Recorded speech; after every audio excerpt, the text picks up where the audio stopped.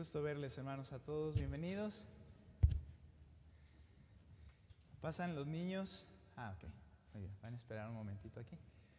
Muy bien, hermanos. Gracias a Dios poderles ver. ¿Cómo han tenido su semana? Sé que trabajos, apuros quizá, situaciones de la vida diaria, hermanos. Pero gracias a Dios que tienen el deseo de estar y que nos podemos ver nuevamente hoy aquí, hermanos. Gracias a Dios por nuestra iglesia, por su iglesia, la iglesia del Señor, y que Él siga obrando, transformando y edificando nuestras vidas. Vayan conmigo, por favor, a Efesios capítulo 3. Vamos a tomar el tiempo y aprovechar este tiempo, hermanos, en la palabra de Dios.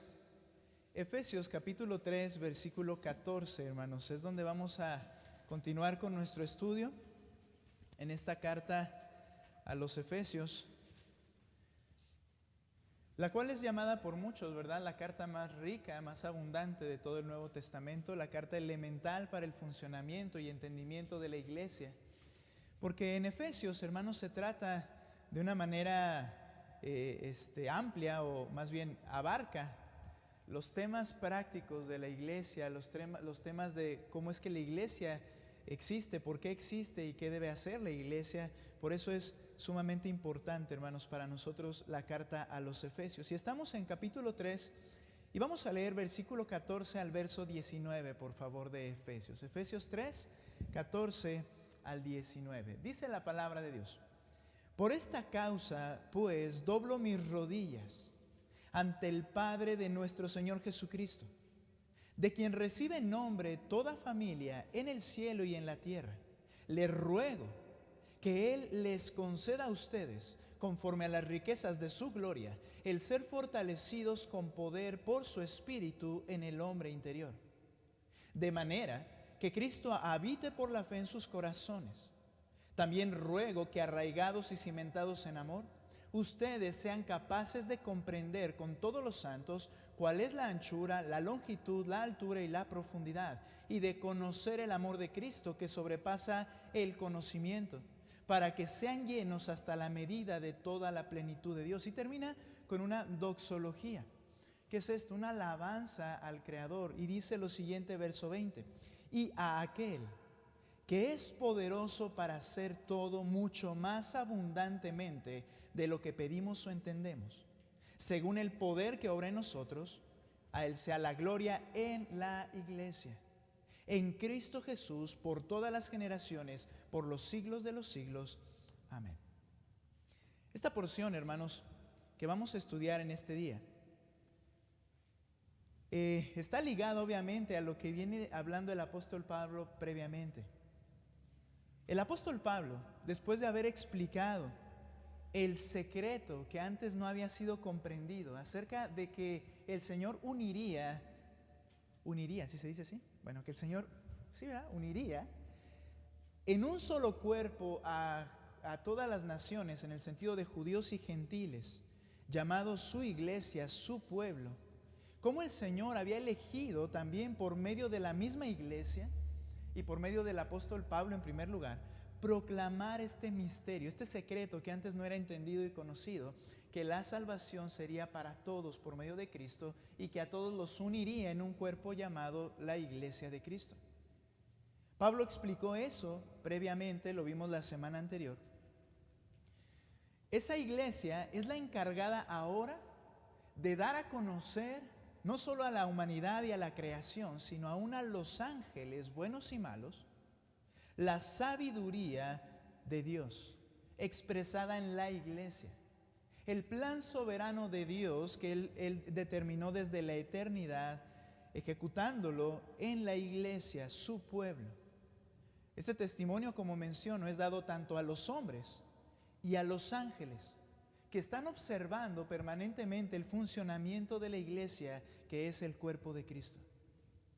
Ahora el apóstol Pablo, después de ese paréntesis en el que explicó ese misterio, ese secreto ahora conocido, después de hacerlo, el apóstol Pablo continúa en el verso 14 para mencionar cuál es su segunda petición delante de Dios para con los creyentes, particularmente allí de Éfeso. Noten por favor capítulo 3, verso 1.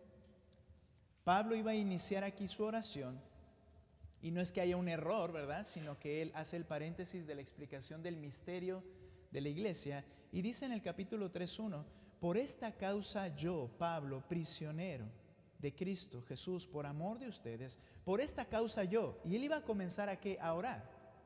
Abre el paréntesis y explica lo que es el misterio de la iglesia, y luego vamos al capítulo 3, versículo 14. Nuevamente retoma la frase y dice: por esta causa pues, ahora sí, doblo mis rodillas ante el Padre de nuestro Señor Jesucristo.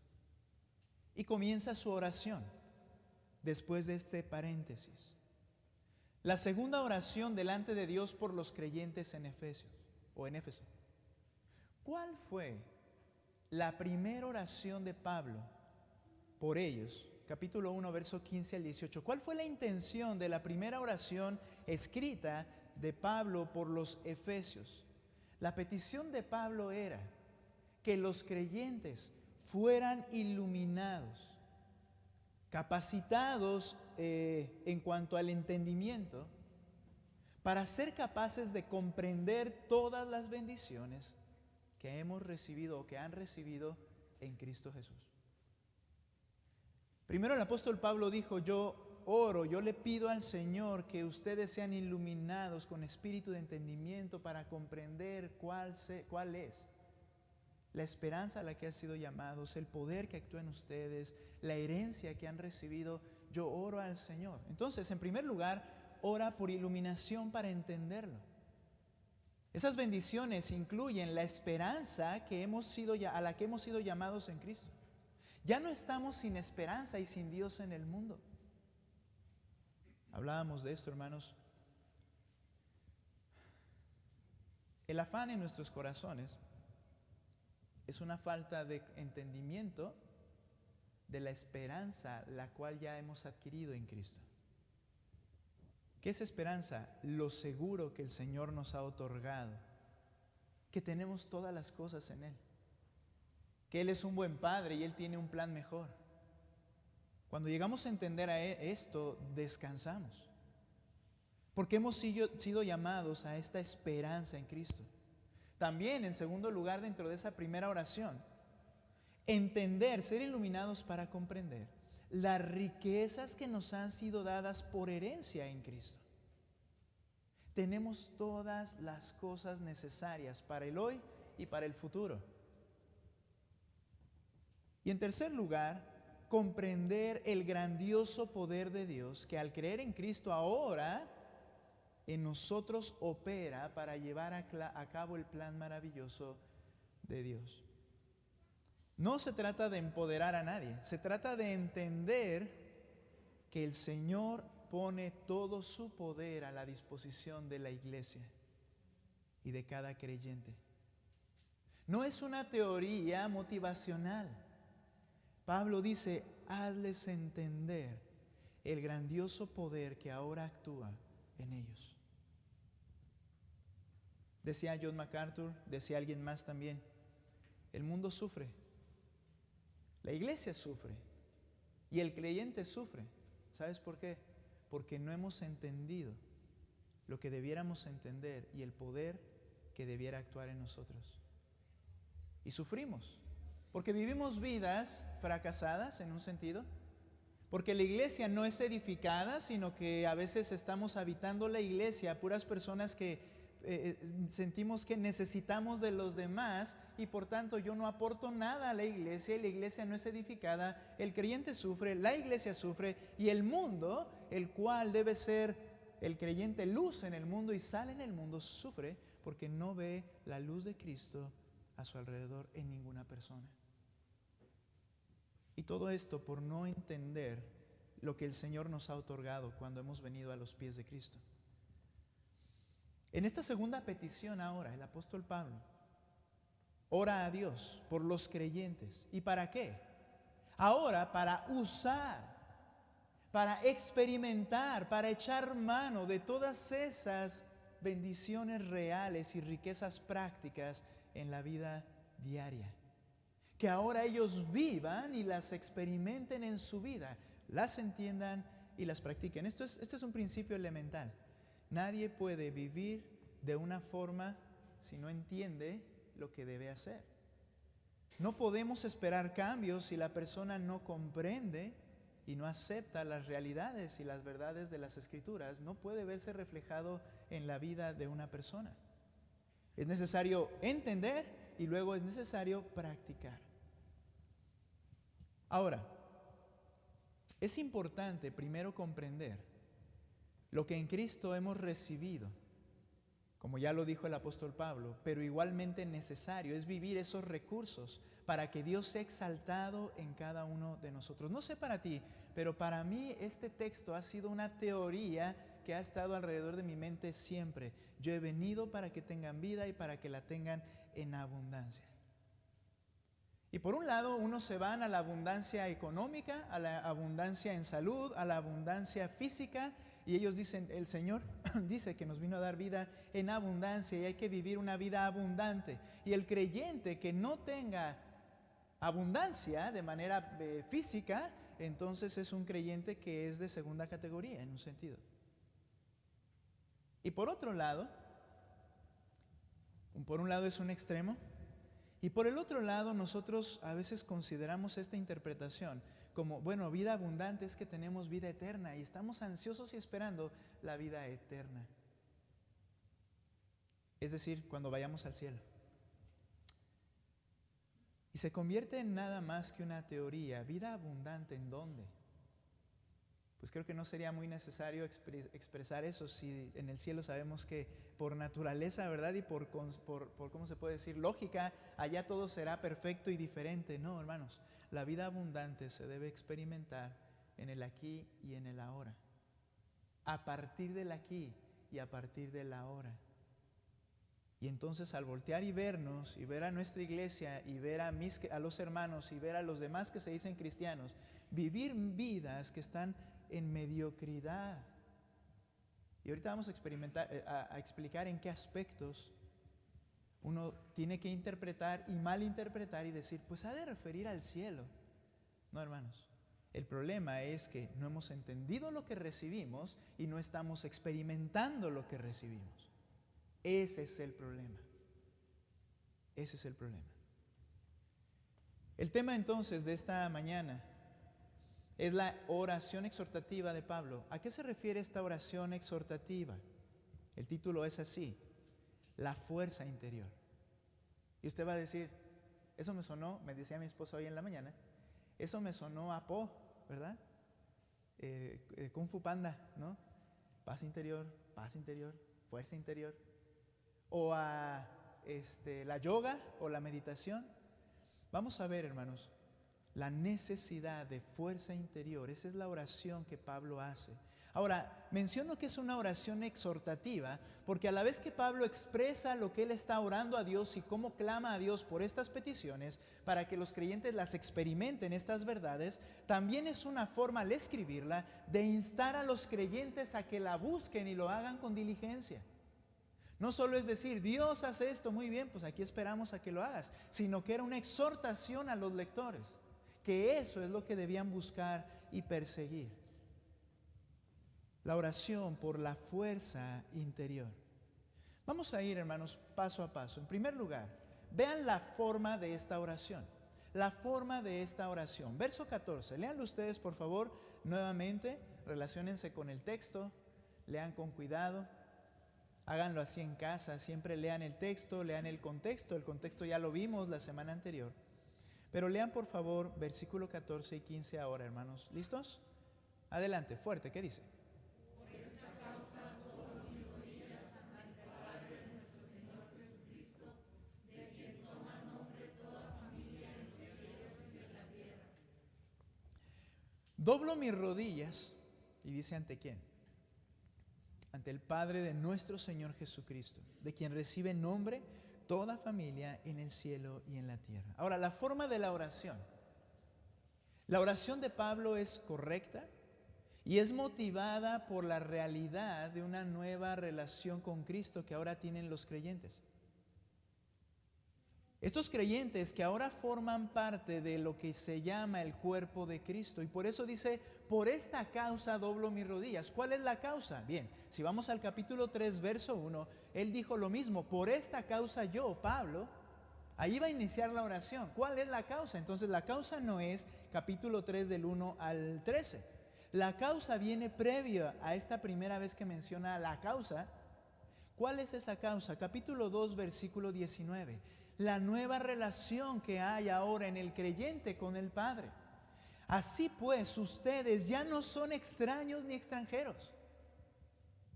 Ahora eres conocido y reconocido por Dios. Cuando has venido a los pies de Cristo, ahora ya no eres. Quiere decir que antes lo eras. Que no es a través de una religión que tú puedes tener una buena relación con Dios. Hermanos, esta es una verdad. No hay ninguna religión, ni ninguna práctica moral, ni ninguna práctica ética que te acerque a Dios. No existe. Solo es a través de tu relación con Cristo. Si puedes creer el Evangelio, si puedes arrepentirte como el Evangelio lo demanda, y si puedes poner a Cristo como tu amo y Señor y tú someterte como su esclavo, eso es lo que demanda el Evangelio. A partir de ahí se comienza una nueva relación y ya no serás extraño ni extranjero a Dios.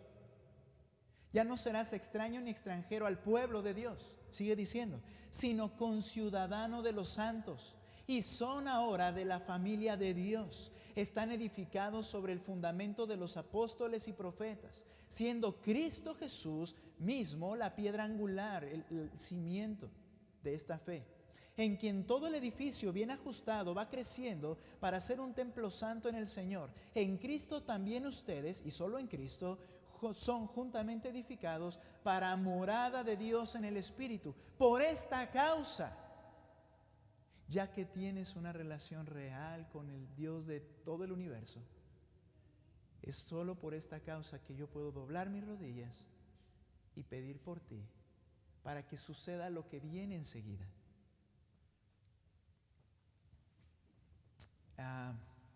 Esto implicaría algo. A ver si lo podemos entender. Lo que vamos a hablar de la fortaleza interior no puede ser efectuada en absolutamente nadie más que no sea alguien que esté bajo estas condiciones. ¿De acuerdo? No, hermanos, no le puedes pedir o decir a tu amigo que no conoce a Cristo y no sabe quién es y qué le demanda, no le puedes decir, fortalécete en Dios. No puede ser fortalecido en Dios. Ahora, por otro lado, Dios es el que le da vida a todos y que le da capacidad a todos, pero no de la forma en que lo vamos a estudiar en esta mañana. Esto es particular para aquellos que están relacionados con el cuerpo de Cristo porque han creído en el Evangelio. Ahora, aquellos que tienen una entrada al Padre que ya no son extraños. Es por esta causa que Pablo y nosotros podemos orar con toda confianza. Podemos orar con todo anhelo para vivir experimentando estos recursos cada día. Lo podemos hacer y lo debemos hacer. Te pregunto, ¿crees esto? ¿Comprendes que en verdad puedes experimentar el genuino poder de Dios en tu vida, desplegado a tu favor para ser edificado y transformado y para edificar plenamente a la iglesia? ¿Lo comprendes? Hasta ahora quizá no. ¿Y sabes por qué lo digo así? No conozco el corazón de todos ni la oración de todos, pero es lo que Pablo está explicando aquí. Quizá hasta ahora no. ¿Por qué? Porque es algo por lo cual no oras. Porque es algo por lo cual no realmente confiadamente vas y le dices al Señor, esto requiero, Señor. Obra en mí, requiero esto. ¿Qué satura nuestras peticiones?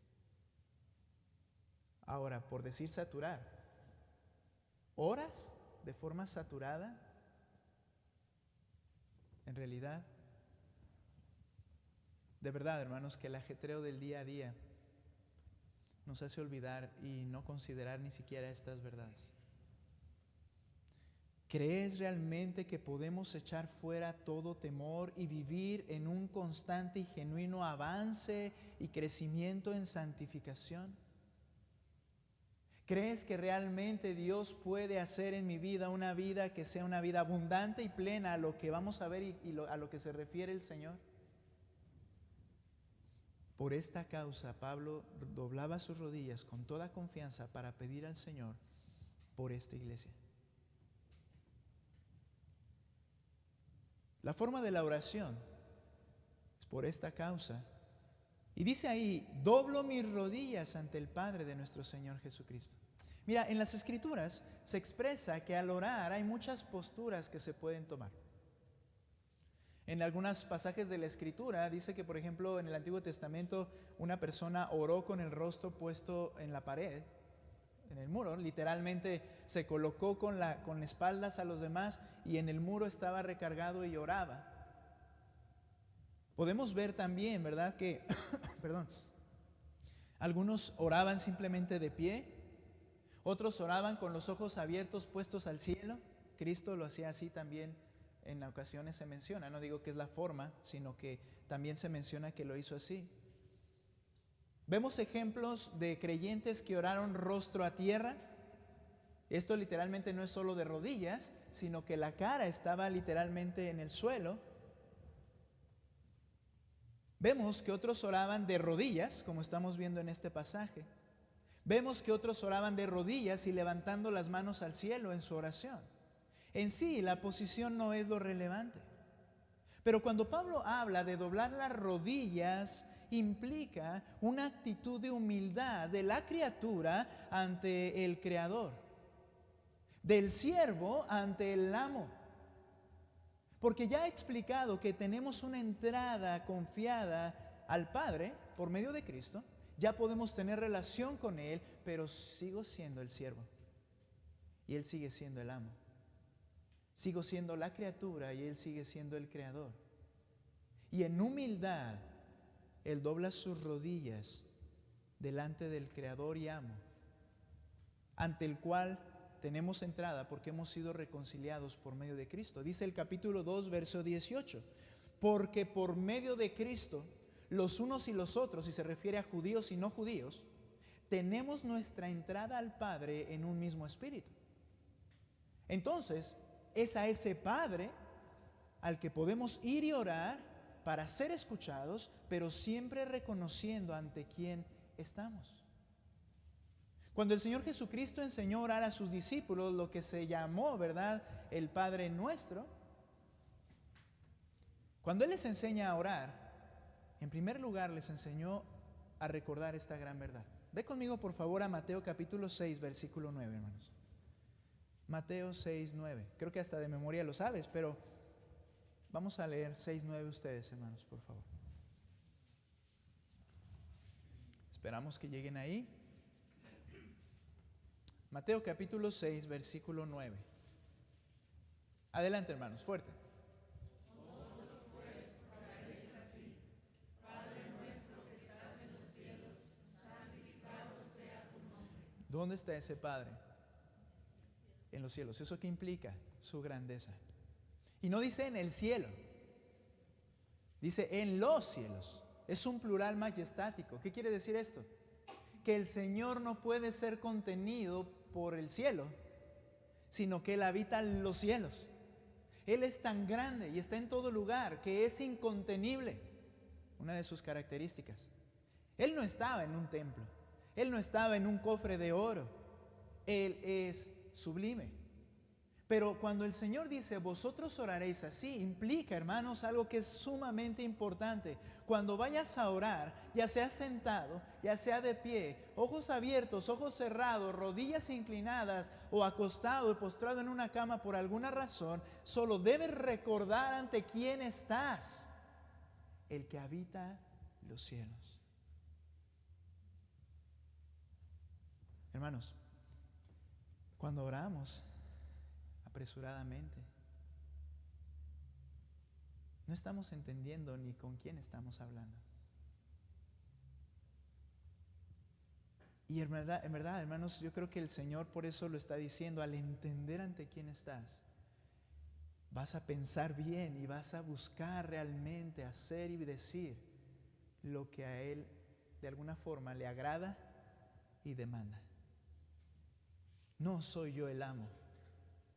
No soy yo y Él la lámpara mágica que está dispuesto a obedecer todos mis caprichos. Es el dueño de todo ante quien te estás presentando. Doblar la rodilla era ese reconocimiento y humildad genuinas ante el Creador de todas las cosas. Estamos hablando ante el Padre nuestro que está en los cielos, el dueño de todo y requiere nuestro reconocimiento humilde. Así también la idea de orar de rodillas en la palabra de Dios expresa o implica un gran fervor o anhelo o pasión. La Escritura se menciona que cuando algunos oraban de rodillas, decía, y cayó de rodillas, implicaba una acción, vamos a decir así, exagerada, pero no es que estuvieran fingiendo, sino que era tal la circunstancia que ellos caían de rodillas porque había un gran fervor, una gran necesidad, un gran anhelo, pasión, y oraban a Dios. Pablo clamaba ante Dios por las peticiones que enseguida va a expresar y lo hacía con pasión, con una profunda necesidad y anhelo. Era un acto apasionado de orar al Padre por una petición que urgía. Yo doblo mis rodillas ante el Padre. Si esta es una oración exhortativa, lo que el apóstol quiere que entienda nuestra iglesia también, o bueno, lo que Dios quiere que entienda nuestra iglesia, porque fue Dios el que inspiró la Escritura, es que esto es algo por lo cual debes orar con pasión, con fervor.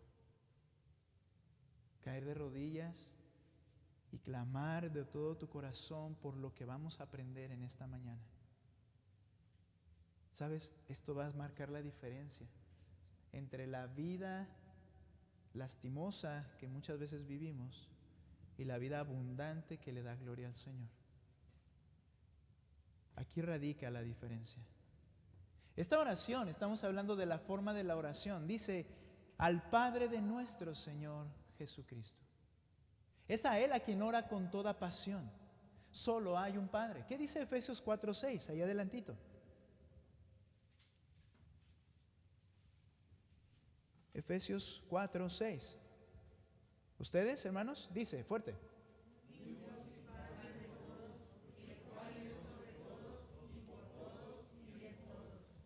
Un Dios y Padre. Solo hay un Padre. Jesucristo le llamó mi Padre, por ejemplo. Ahora, un Padre, un Dios y Padre de todos. ¿Quiénes son esos todos? Más que en ningún otro estado, les soy honesto. Más que ningún, ya lo he dicho, ¿verdad? No se enojen conmigo, amo Delicias, amo Chihuahua. Pero más que en ningún otro estado, la frase mi Padre Dios es algo que está arraigado en cada persona. Pueden estar viviendo y haciendo cosas incorrectas y hablando de una manera lastimosa y mi Padre Dios enseguida. Ahora, ¿quiénes son esos todos? Porque dice que es Padre de todos. Dice el texto donde estamos leyendo y que estamos estudiando, ve el verso 15, por favor, 3:15, de quien recibe nombre toda familia en el cielo y en la tierra. Ese Padre de todos es el que de quien recibe nombre y apellido toda familia en el cielo y en la tierra. Ahora, ¿a qué se refiere esto? ¿Quiénes son esos todos? ¿Quién es esa familia de quien recibe nombre y apellido todo miembro del cual Él es Padre? Una interpretación dice, y creo que es equivocada, que se refiere a toda la creación. Que Él es Padre de absolutamente todos, buenos y malos, todos Él es su Padre. Algunos lo interpretan así. Es una idea un poco como el panteísmo, que Dios está en todo lugar y Él es Padre de todo y todo vinculado con Él en un sentido así. Pero por ejemplo, Cristo dijo, es mi Padre. Esa frase por sí es exclusiva. Quiere decir, es mi Padre y de nadie más, cuando Cristo lo dijo. Y cuando Él expresó de esa manera, lo expresó en Juan 5:18. Ve conmigo para que veas lo que sucedió en ese momento. Mi Padre, pero es el de todos. No, espera. Mira lo que dice Juan 5:18. hablando del Señor Jesucristo, Él les dijo, mi Padre, ¿verdad? Y entonces viene la explicación, versículo 18, bueno, lo dice ahí desde el 17, perdón. Verso 17, pero Jesús les respondió, hasta ahora mi Padre trabaja. Más o menos diríamos, bueno, es una frase normal, mi Padre Dios. No, cuando Él lo usó ante los judíos no decían mi Padre. Cuando Él lo usa y dice mi Padre, y un hombre dice mi Padre trabaja y yo también trabajo, nota el 18, entonces por esta causa los judíos aún más procuraban matar a Jesús, porque no solo violaba el día de reposo, sino que también llamaba a Dios su propio Padre, es decir, mi Padre y de nadie más, haciéndose igual a Dios. Al momento que Él decía, por medio de ese, ¿cómo se le puede llamar? Un pronombre, mi Padre, Él estaba diciendo que ambos eran de la misma categoría. Que Jesús, el que está hablando, es de la misma categoría con el que ellos llaman Padre. Y esto implicaba que Él se estaba haciendo igual a Dios. Ahora, los judíos no se equivocaron. No captaron mal la idea. Los judíos entendieron lo que Jesús estaba diciendo. Es mi Padre, somos de la misma categoría. Y nadie está en esa esfera, hermanos. Por eso es mi Padre y de nadie más. En ese sentido, nadie está en esa esfera. Tú y yo le llamamos Padre, ahorita lo vamos a ver. Pero vamos a entender que es muy diferente cuando Él es Padre de la criatura y cuando Él es Padre del Hijo. Son dos escalas diferentes. Nosotros no, a la manera de Cristo, no decimos de esa forma o no entendemos de esa forma. Yo no soy igual a Cristo. Esa relación es eterna y única. Por medio de Cristo somos relacionados con ese Padre y podemos llamarle Padre nuestro. Jesús dijo exclusivamente a sus discípulos, los 11, estaba uno que no era creyente, que al orar debían decir como, según Mateo 6:9, Padre mío, Padre nuestro. Habla entonces de una familia y de un padre. Y esa es la relación de la iglesia con el Padre. Es nuestro Padre. Ahora, por favor, no estemos pensando, si escucha a alguien orar y decir, tú eres mi Padre, y dice, ay, no puedes decir eso, es pecado. No, porque creo que esa persona entiende que ha sido adoptado y Él es su Padre, pero que jamás será como con Cristo, que Él es de la misma especie. Nosotros no somos de la misma especie. Pero en un sentido podemos expresarnos así, porque lo que ahora ve el Padre en nosotros es a Cristo, porque nos está sustituyendo delante de yo soy pecador y Él es justo y su justicia me es dada, y en ese sentido hay una relación como con el Hijo, pero nosotros entendemos que no estamos en la misma esfera. Soy pecador, Cristo es Dios. Pero ¿cuál es el punto aquí? Que solo los discípulos que estaban relacionados con Cristo forman parte de una familia con un Padre que es Dios. De hecho, Jesucristo enseñó que solo hay dos paternidades, la de Satanás y la de Dios. Juan capítulo 8, versículo 42, por favor. Juan 8, 42.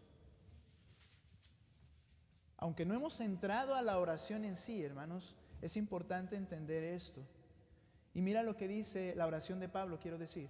Aún no hemos entrado a ver lo que él pidió, pero estamos viendo la forma de la oración. Y luego dice el verso 42, Jesús les dijo, si Dios fuera su Padre, ¿sabes? Ellos dijeron como decimos acá, en el norte.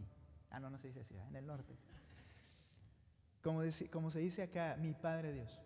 Y les dice Cristo, mira, si tu Padre fuera Dios, ¿qué implica esto? Que no es.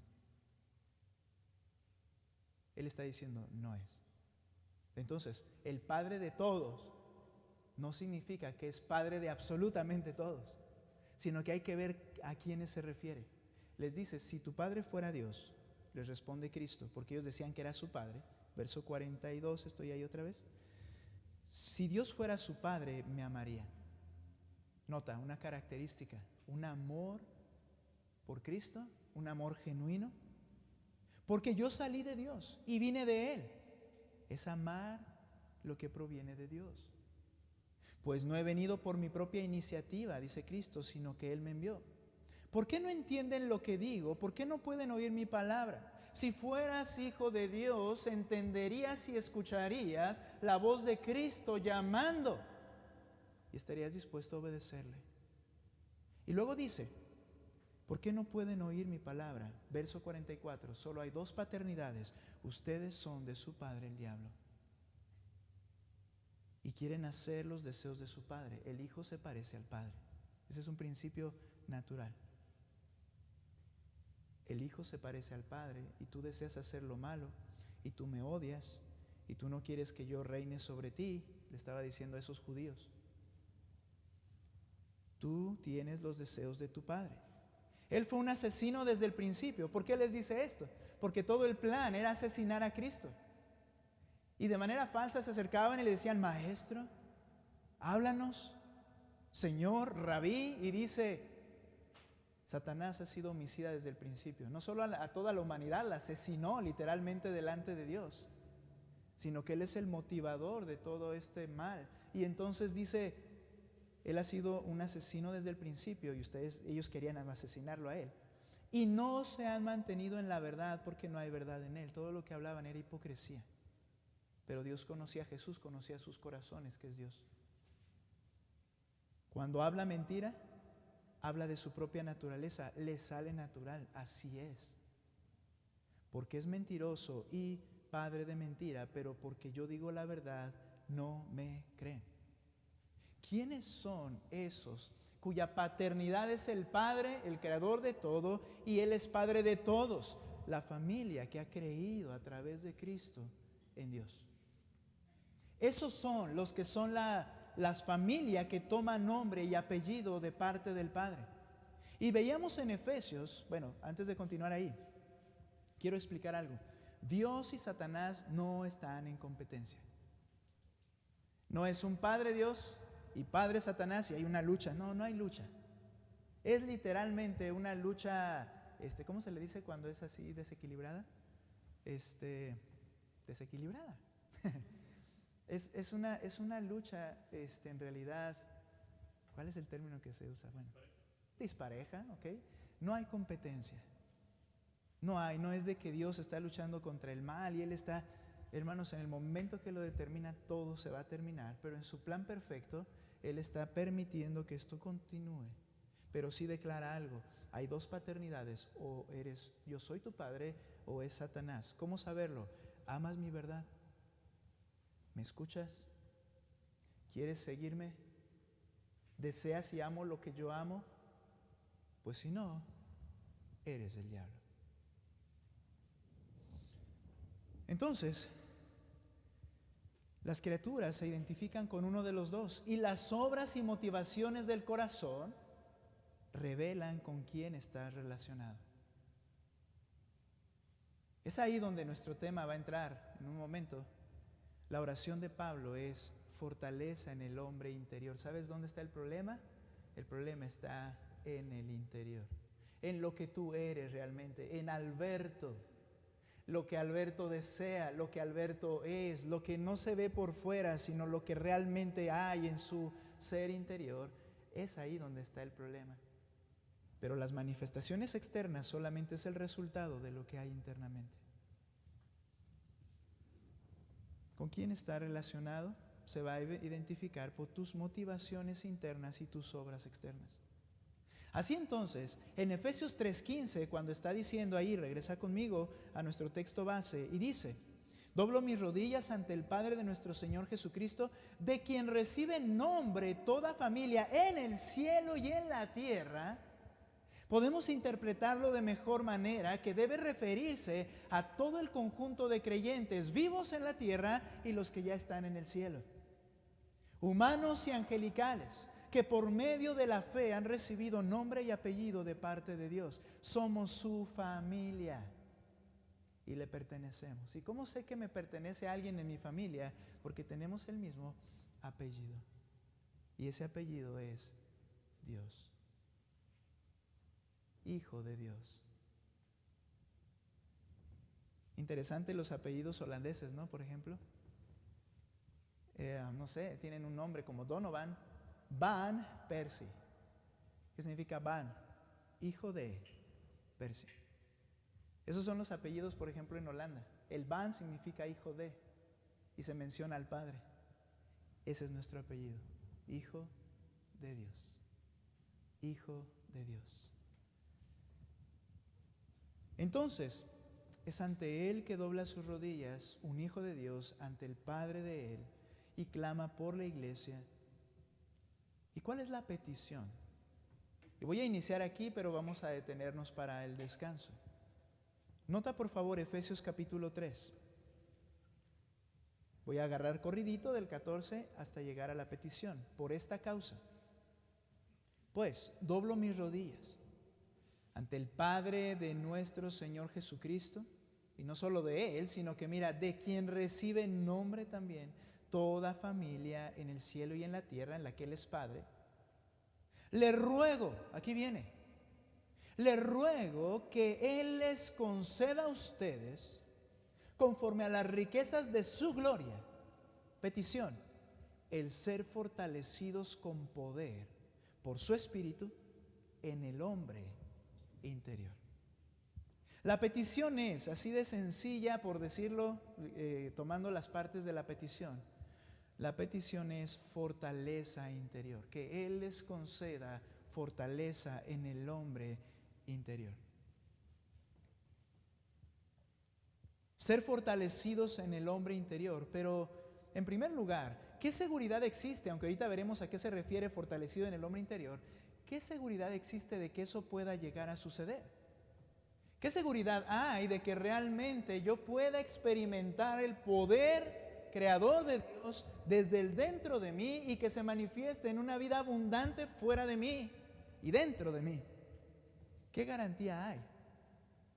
Bien, dice el versículo, le ruego que Él les conceda a ustedes, antes de decir la petición, conforme a las riquezas de su gloria. La palabra conforme se refiere al estándar. Es así literalmente traducido. Conforme es al estándar, de acuerdo al estándar de las riquezas de su gloria. Ahora bien, existen distintos estándares, ¿no es cierto? Por ejemplo, el estándar de fuerza de una persona adulta de unos 30 años es muy superior al estándar de fuerza de un niño de 6 años. El estándar de riqueza, por ejemplo, de una familia que vive en el municipio más rico del país, que es San Pedro de los Garza García, en Nuevo León, su estándar de riqueza es muy distinto al estándar de riqueza de una familia del municipio de los Santos Reyes Yacuná, en Oaxaca, que es el municipio más pobre del país. Hay distintos estándares. ¿Qué garantiza realmente que podemos experimentar la fortaleza para vivir todas las riquezas de Cristo en el hoy, en el ahora? Bueno, no es en base a tu estándar, no es en base al estándar de un grupo, no es en base al estándar de un predicador, es en base al estándar de las riquezas de su gloria. Y Él ha hablado de esto vez tras vez a través de Efesios. Es en base al poder creador, ejecutador y capacitador del Todopoderoso que esta oración es respondida, en base a sus riquezas en gloria. Mira, hermano, si fuera en base al pastor, que tú vas a recibir la fuerza necesaria para vivir una vida abundante, tú y yo estamos fritos. Porque mi estándar o el estándar de un grupo no puede compararse al estándar, riqueza, capacidad que radica en Dios en toda su majestad. Y es en base a eso que Él va a responder y actuar, en base a las riquezas de su gloria. Nota cómo Pablo ha mencionado esto constantemente. Pablo hace énfasis de estos infinitos recursos de Dios para hacer lo que Él quiere hacer. Efesios 1:7, por favor, ustedes. Efesios 1:7, por favor, hermanos. ¿Listos? ¿Qué dice?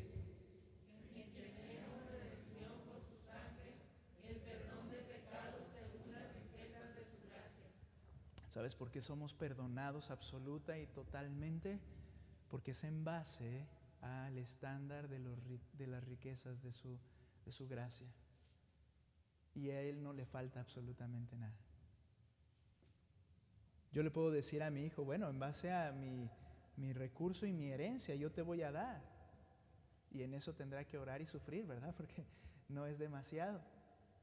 Pero cuando el Creador de todo dice, es en base a mi riqueza que yo voy a dar, entonces puedes descansar de que así será. De que me ha perdonado absolutamente porque fue en base a esas riquezas inagotables. Verso 18, 1:18, ahora yo leo.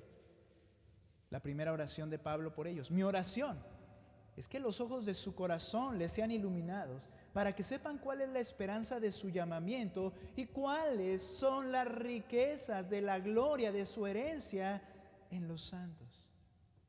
Riquezas de acuerdo al estándar del Todopoderoso, otorgadas a los creyentes, a los santos. No a uno y otro santo. Y recuerden que santo se refiere a los creyentes, ¿verdad? No a una imagen. No a uno u otro de los creyentes de manera distinta, hermanos. Esto es para cualquier creyente. Capítulo 2, verso 4. Léanlo ustedes ahora nuevamente, hablando de esas riquezas infinitas del Señor. ¿Qué dice?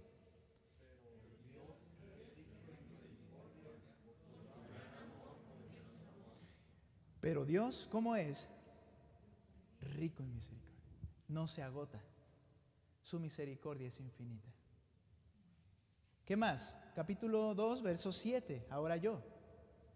Dice el verso: a fin de poder mostrar en los siglos venideros las sobreabundantes riquezas de su gracia. ¿Sabes por qué utiliza este término, sobreabundantes riquezas? Porque no hay una palabra para definir o limitar la grandeza de la riqueza de Dios, sino que es sobreabundante, es decir, que se desparrama por todos lados, no puede contenerse. Bien, dice entonces en el verso 7, Él va a mostrar en los siglos venideros su poder por medio de las sobreabundantes riquezas de su gracia, por su bondad para con nosotros en Cristo Jesús. ¿Sabes por qué es tan sobreabundante? Porque yo soy sobreabundantemente pecador.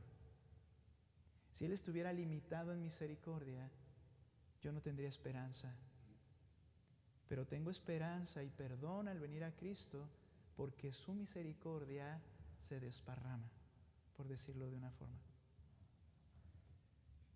Capítulo 3, verso 8, en el que estamos, pero mira un poquito antes, lo vimos la semana anterior.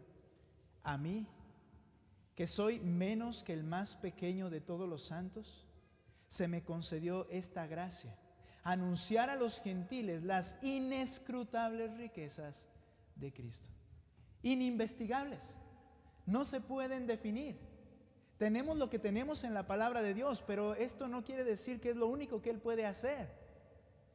Son inescrutables, son sin investigación. Es imposible saber qué tan grandes son las riquezas de Cristo. Bien, entendiendo esto, dice, la base de que el Señor va a obrar en ti lo que estoy orando es en base a sus riquezas en gloria. ¿Dios tiene alguna incapacidad para hacerlo? ¿Por qué cuando nos va mal? ¿Por qué cuando estamos viviendo en un aspecto de nuestra vida indeseable, en un sentido, en nuestro corazón, al pensar en el Señor decimos, pero ¿por qué Él no lo hace? ¿O por qué no resulta? ¿O por qué Él no bendice? Y el Señor dijo en Isaías, ¿acaso se ha cortado la mano de Jehová para salvar? ¿Acaso habla de manos, no que tenga, sino a qué se refiere la mano? El poder para actuar. ¿Acaso tengo atrofiadas mis manos? De ninguna manera. Son superabundantes las riquezas de su gloria, y es a través de ellas que Él va a actuar en ti, si tú realmente deseas que esto suceda. Si tú entiendes y entonces buscas con diligencia que esto suceda, el Señor actuará. Hermanos, vida abundante es posible, sí, porque Él es abundante en riquezas y Él es el que lo va a hacer. Me voy a detener allí. Dios no tiene ninguna incapacidad.